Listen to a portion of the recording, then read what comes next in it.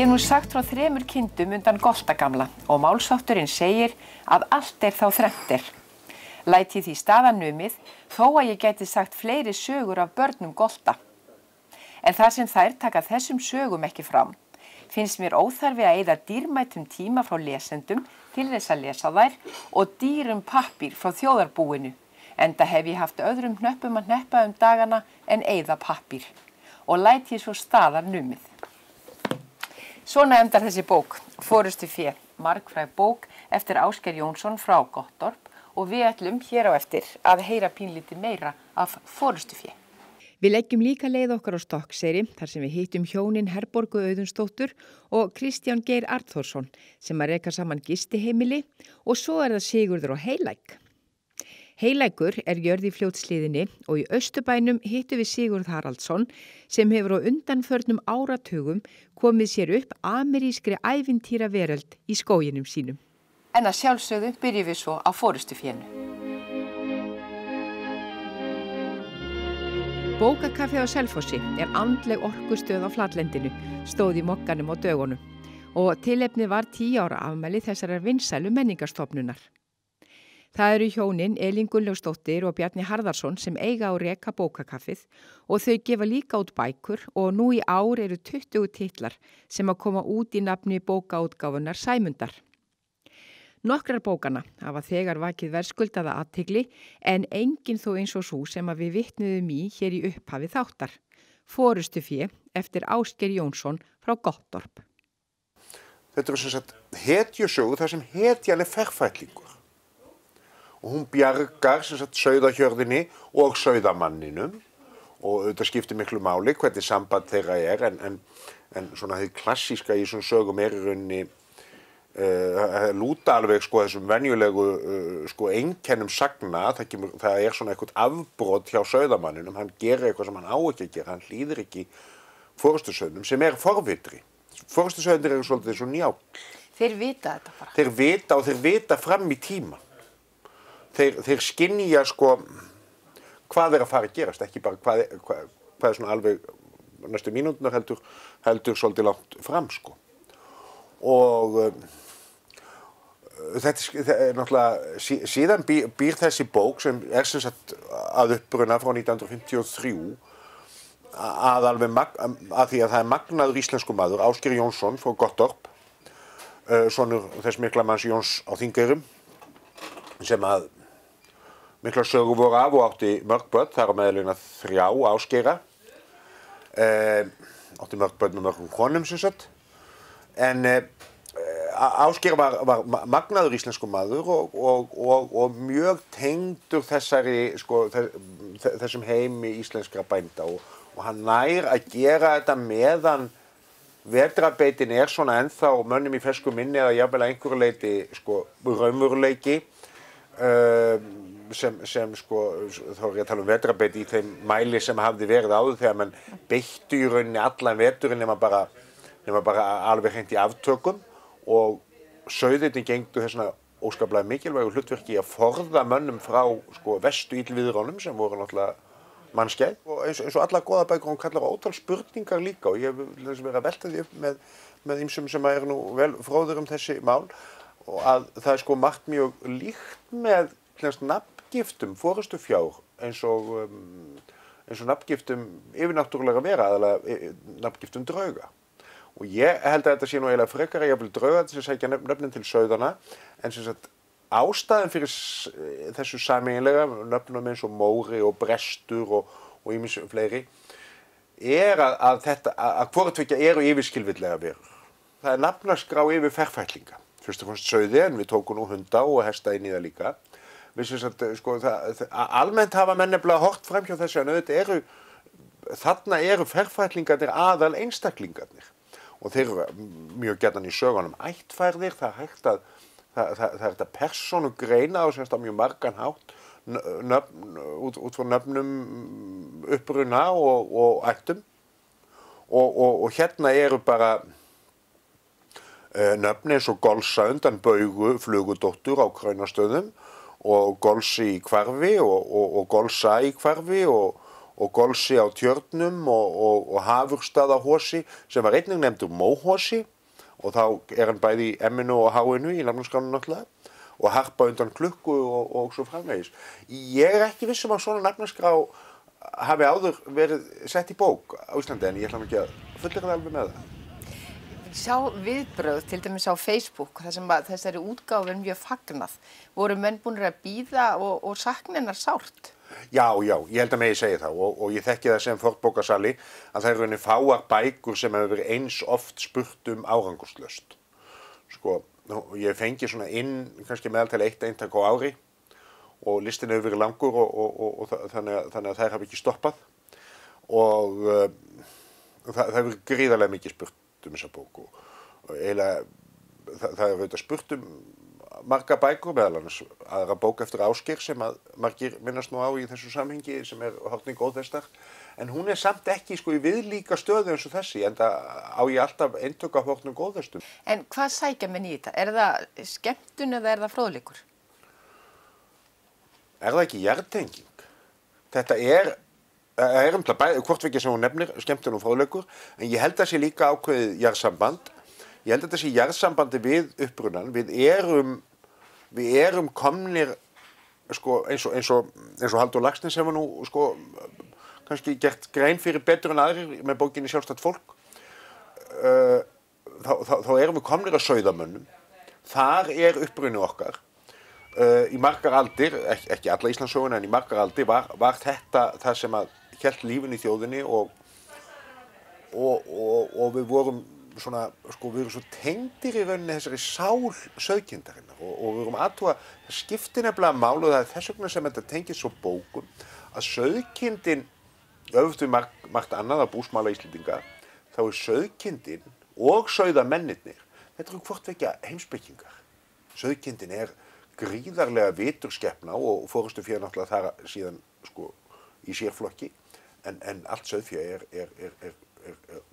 mjög merkilegt sko þeim sem kynnast í þá áttar með þessi á því að það eitthvað djúp og mögnuð sál þarna bak við þessi augu sem við horfum síðast á í sviðahaus á diskinu hjá okkur og það svolítið, við sjáum það margoft sko í þessum sögum hvað í rauninni, hvað ást Íslendinga á þessari skepnu mikil og hangir alveg saman við það að við borðum hana enda getum við ekki nýtt skepnu sko af neinni sanngirni nema elska hana og ég held að þessi ást hún eigi sér taug í okkur harla mörgum eða kannski öllum.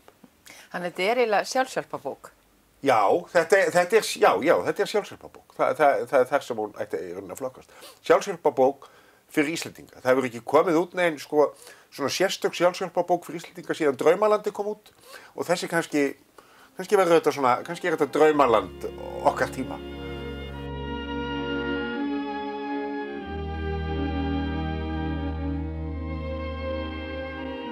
Algjörlega frábær, einstaklega elskuleg. Eins og að vera heima en samt í framandi landi. Í þessum dúr eru ummæli gesta sem hafa heimsótt þau hjónin Herborgu Auðunsdóttur og Kristján Geir Arnþórsson á Gesthás Heba á Stokkseyri. Þau hafa rekið gistiheimilið í rúmt ár og okkur fannst forvitnilegt að vita hvaða galdur lægi að baki þessum ummælum öllum og hvernig þetta fyrsta ár væri búið að vera. Það er búið að vera mjög gaman, alveg frá upphæð til enda. Er eitthvað sem hefur komið ykkur á óvart? Já, mér finnst þetta bara að vera svo skemmtilegt. Skemmtilegt að kynnast öllu þessu fólki og bara eignast fullt af nýju vinum út allan heim og heimboð. Bara ánægja við að gera þetta vel. Ég var að vinna sem unglingur í þjónustu til dæmis og sú reynsla þó hún var ekki löng, ég var ekki að vinna við þetta í 7 mánuði, það var í Danmörku á heilsuhæli. Það allt saman, það kemur til mín eftir öll þessi ár, hvað er þetta 45 ár, aðeins ég hef nokkuð tímann haldið í við og ég eins og ég hef aldrei gert annað. Og nýtist nú á Stokkseyri? Já. En þú Á hverju átti þú von? Veistu það? Já, ég held að ég hef ekki átt von á að þetta er svona skemmtilegt.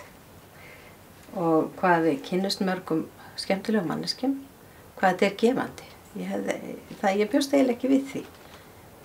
Þannig að þetta hefur verið óvenju skemmtilegt. En hvað hefur kannski komið þér mest á óvart? Já, það er meðal annars þetta að ég baka brauð á hverjum degi. Og þetta hefur verið alveg nýtt fyrir mig. Ég var eiginlega búin að útiloka eldhús en núna baka ég og elda eins og snillingur. Við tókum nokkra mánuði í það reyndar. Við reyndum að koma okkur upp hérna súrdegsbrauði. Já, við erum búin að fara í gegnum allt. Leitum að súrdegsbrauði í heila mánuð. Já, já. En það fannst ekki svo að það er, hvað heitir það, sútabrauð. Það býr í Reykjavík. Já, við fórum út í, já, við prófum alls konar brauð. En það sem við leggjum svolítið upp úr með morgunverðin er að hann er hollur, ferskur og svolítið íslenskur. Þannig að það er eiginlega gæðamáli hjá okkur fyrst mér. En hvernig er verkaskipting? Já, ég myndi segja Já, það. hún er nokkuð skýr. Já. Ég veit ekki hvort ég hleypið þér í brauðbaksturinn. Ekki strax. Ekki strax. Ég held samt að við gætum þess að geta komist inn í hvorsannesverk. Já, já. Við erum með alla hluti í lagi þannig. Nema þér hefur ekki verið sleppt í brauðið? Nei, það er eiginlega bara brauðið. Hvað er skrítnasta sem þið hafi lent í á þessu fyrsta ári ykkar hér? Ég er svolítið svona inn í mig og ekkert óðalega fljótur að kynnast fólki. Kannski hafi komið mér mest á óvart að ég skildi sem þar sem ég þurfti að bjóða upp á eitt borð fyrir morgunverð. Það er eitt langt borð. Þá átti ég vona og sá fyrir mig bara að gestirnir myndu setja sitt á hvorum enda og ekkert vel tala saman og svona. En svo skeður akkurat öfugt að það sitji allir í miðjunni og allir að spjalla saman og hafa það mjög notalegt, sko, mjög ánægilegt. Og morgunverðinu dregst stundum upp í 1,5 tíma. Eða meir. En það sem að mér finnst nú eiginlega oft þegar maður hugsar út í þetta tímabil er þessi skondnu atvik þegar maður, eins og til dæmis einn gesturinn okkar sem satt út á svölum. Hún var að prjóna, hún var hérna í nokkra daga. Satt út á svölum og var að tala um manni sinn á Skype. Blíðviðri hérna úti. Svo allt í heyri hann að kalla upp I see whales. Og ég rík fram að því ég var hérna uppi og þá voru hvalir hérna úti. Þannig að maðurinn hennar í tölvunni, hann segir, hvað, ertu út á bát? Þú ætlar ekkert út á bát. Nei, ég er á svölunum. Þannig að það var svolítið skemmtilegt. Þannig að hún naut þess að horfa á hvalina í 3 tíma. Svona tilvik. Og eins þegar að þarna vorum með ungar stúlkur frá Bandaríkjunum. Það var í ágúst og það voru, ég bankaði á hurðinni hjá þeim að sagði við þar, vil ég nokkuð sjá norðurljósin? Og þær ruku til að voru með ljósin kveikt og í tölvunni og allt í gangi. Ég sagði, opnuðu bara hurðina. Og það voru svalirnar. Og þar voru norðurljósin í allir sinni dýrð. Það var dásamlegt. Og talandi hvali, þeir hafa sést úr fleiri gluggum, eða ekki? Jú, við höfum oft fengið skemmtilegar umsagnir, margar og fallegar og góðar. Og ein var á þá leið að þetta væri sá sturtuklefi sem mest útsýni væri úr í heiminum. Og það var gestur sem hafði séð hval út gluggan hjá sér, gluggan á baðherberginu. Það sem stóð í sturtunni? Já.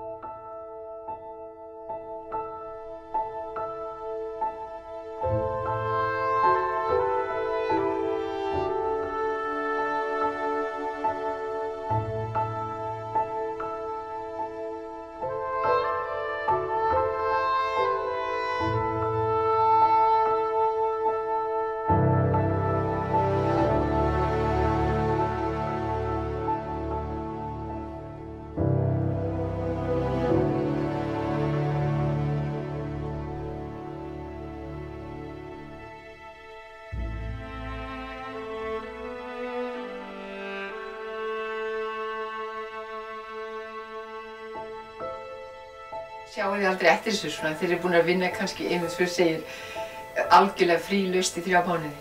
Nei. Alls ekki. Þetta mjög gaman. Aldrei komið svona, hvað vorum við að gera? Ég segi það ekki að það var stundur svona, ég hef stundur sagt, Guð minn, góður, ég meina, hvað vilja allir koma hingað? en svo bara leggur maður sig og það gengur allt vel. Þetta alveg ótrúlegt ævintýri, í raun og veru.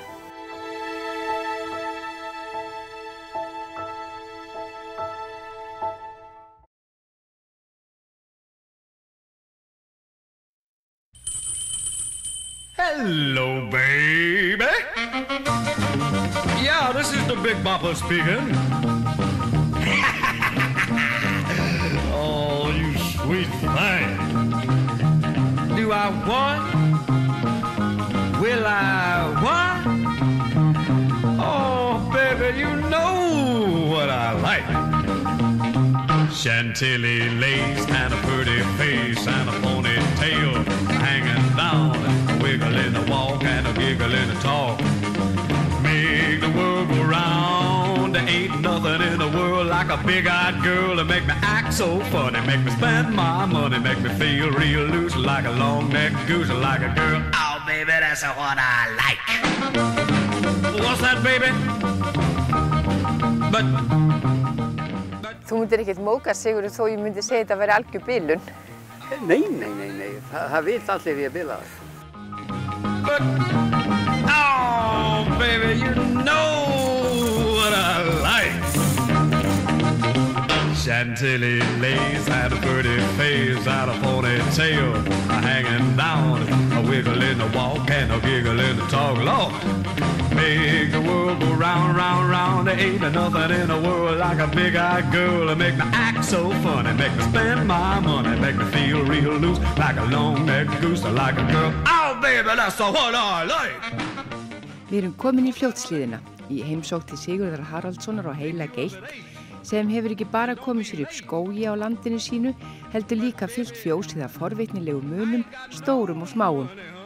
Þetta byrjaði sakleysislega með einum bíl á flóamarkaði í Flórida, þar sem hann var á ferð með Henry vini sínum og fleira góðu fólki. Sá fyrsti. Þetta er Chevrolet 51. En þegar þú eignaðist þennan, hvernig gerist það? Já, það gerist þannig að margumtalaður Henry, hann ætlaði að kaupa bíl fyrir kunningja sína á Íslandi. Nema við fórum í bílasafn sem er í Sarasota til þess að bjóði þennan bíl, en ég var búinn að fara deginum áður og skoða hvað myndi vera til sölu þarna og bara forvitnið. Mér langaði í karbílluktar sem var á bílum upp úr 1900. En einhvern veginn þá fóru þær aldrei á söluna, en voru þarna. Nema að vinnum við þarna, hann býður í þennan bíl þarna sem að fór svo á þvílíku verði að það var ekki viðlit að alltaf sér að kaupa hann. Nú, ég var búinn að sjá þennan og tala hann, en ekki alltaf einn að fara að kaupa hann, en einhvern veginn æxlaðist það svoleiðis til okkur, fannst nú hræðilegt að þessi peningamann sem skildi ekkert vera að nota þér. Svo við bara ákváðum það að vera kannski rétt að nota það bara fyrir hann, minnst að kosti yfir helgina. Nú, það var farið að bjóði þennan bíl og það þurfti að vera með svona spjöld til þess að láta vita af sér. Það var alltaf væri með boð og nema það eru menn sem fylgjast með þér að boði komist til uppboðshaldarans. Jæja, nema eitthvað fannst mér þetta ganga treglega hjá félaganum og því að hann sá þetta, mun betri maður í ensku heldur en ég að býr þarna og svo ég tók á hann spjaldi og réttið upp og bauð betur. Þá kom sá sem var að fylgjast með okkur og segði mér, rólegur, við eigum boðið. Og það sá allir að þetta var vitleysingur var að bjóða á móti sjálfur sér og þeir gáfust bara upp. Riding along in my automobile, my baby beside me at the wheel. I stole a kiss at the turn of a mile, my curiosity running wild, cruising and playing the radio, with no particular place to go. Riding along in my automobile, I was anxious to tell her the way I feel. So I told her softly and sincere, and she leaned and whispered in my ear. Þannig að þetta byrjar allt með bílunum, Já, en færist svo yfir bara í nánast allt. alls konar dót. Og kona var áhugasöm líka. Hún kannski hafa áhuga ekki endilega nákvæmlega sama og ég, en þá bara keypti hún það sem henni fannst vera gaman að en oftast nær þá vorum við svona nokkuð sammála um þetta allt saman. Var aldrei neitt mál að koma þessu heim? Nei, það var sko fullt af fólki sem er að kaupa sér föt og fín heill. Ég er ekki mikið í því. Og er eitthvað verra að koma kannski með eitt plóg með sér, hestaplóg. Reyndar kom nú á það þegar ég kom með hann, en ég held að hafa haft svolítið gaman að þið líka. Og En hvað heldur það sé skrýtnasta sem þú hefur nú komið með þér? Það gæti verið mjaltavélin frá 1904. Og virkar hún? Ég hef nú ekki hitt á belju sem vil láta smellin á sig, en hérna, það er hugsanlegt að hún gerir það. Hún er stígin, hún fótstígin. Nú, svo kom ég einu sinni með þvottavél frá 1870. Svo ég hérna 4 ryksugur fyrir 10 rafmagnsins. Og hérna líka sláttuvél frá 1932, barnasláttuvél, sem að þótti sjálfsagt að gefa börnum þá. En það þætti barnaþrælkun í dag ef hún væri gefin börnum. Þannig að það má ekki gefa börnum svona. Þannig að þetta er eiginlega svona bandarísk framleiðslusaga sem er hérna í fjósinu hjá þér. Já, svo heldur margir að þetta aldrei verið á Íslandi sumt að þessu. En það hefur bara verið meira heldur að maður gerir sig grein fyrir. Ef maður fer að safna á skógum, þá sér maður ýmislegt þar. Sem fólk gerir sig ekki grein fyrir að það var til hérna. Var til ísgerðarvél þar? Ekki sá ég hana. En hún er ljómandi góð. Ég reyndar hef aldrei borðið í súrinni, en hún er alveg ágætt. Rjóma ísvél frá 1923. Já. Þetta er allt skráð? Já, stóran hluta. Og þetta er mjaltavélin? Og þetta er mjaltavélin. Og hér er mynd af manninu sem að fara hann upp þegar hann fekk einkaleyfi á hann 1904. Og var þetta vinsælt, veistu það? Seldi hann vel? Ég þekki það nú ekki. Er eitthvað af þessu sem þú hefur prófað annað en bílarnir? Nei, ekki man ég nú eftir því. Ég held með umferðarljós fyrir járnbrautarstað. Þeir tala að taka járnbrautarstað gegnum Kópavoginn, það sé ég bý. Og það er nú ágætt að vera með kannski umferðarljós þar og rukka á hann toll þegar fara í gegn. Er þetta ekki hugmynd fyrir Fljótshlíðina bara? Veit Ísólfur af þessu? Nei, hann veit ekki. Jú, hann veit að því. Hann hefur komið hérna. Þetta er íslensku vélsleiði og hérna ekki man ég hverjir hétu, það var fleiri en einn sem stóð að sviðinni og ekki man ég nú hvað þeir hétu. En ég þor ekki alveg að fara með aldurinn á sig, þetta gæti verið svona 40 ára gamalt. En það var vinur minn sem að, líka við hann hafi með þessu því hann dó stutt eftir að gamla hann. Þannig að þú hefur nú líklega ekki getað druslað þessum heim, eða hvað? Jú, það er alveg, maður það keypt bara bíl undir hann. En svo ertu með skógarstígana þína merkta hérna? Já, og það er náttúrulega amerískt líka. Það er merkt eftir bílum og öðru, en svo líka íslenska merkingar. Hér er stansaður stopp, sem var hérna fyrir eitthvað 60-70 ára síðan. Og allur rakstur bannaður. Og þannig að það er einu og önnur skilti sem eru öðruvísi heldur en í dag. Og hér er líka Elvis Presley Boulevard. Já, það er líka hérna. Og Ice Cream Road. Sérstu hérna? Hérna? Já. Hvað ætlar að láta mig gera hér? Já, svo bara stendur upp þegar ég byrði þig. Já. Ég sýnaði stólinn svolítið betur. Já, á ég að vera kjur bara? Hvernig finnst þér að sitja hana? Hérna? Þetta er ekki bara ágætt? Jú, þetta er bara fínt. En það er hægt að sitja í honum á fleiri veg og leiði mér að sýna þér aðeins. Á ég standa upp núna? Já, standa upp núna. Já.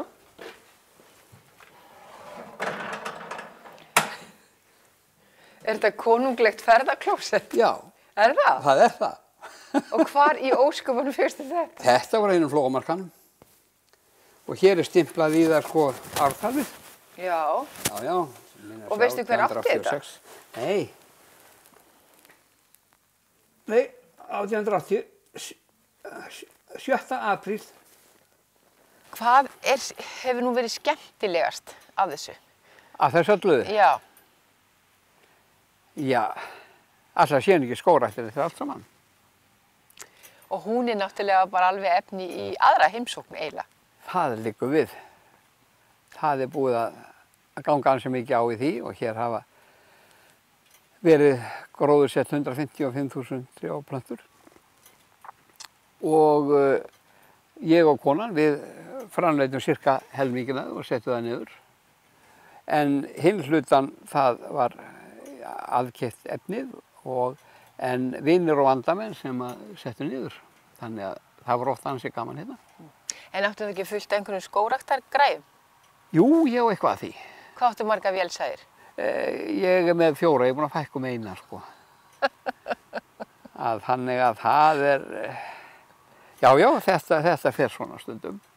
Er þetta eins með dótið og trén, það engin leið að hætta? Nei, það ekki nokkur leið.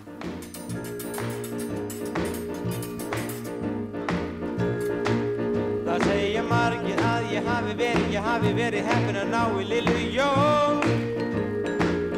Og satt það engin líklega skáld á Lilla Jóns. Ég veit aldrei hvert hún fer eða hjá hverjum hún mér til tjóns. Hún Lilla Jóns, því þó hún fengi hjá mér hringar hún með hinum að þessum hver sín. Og ég veit aldrei hvort fer hún með Óli eða Bjarna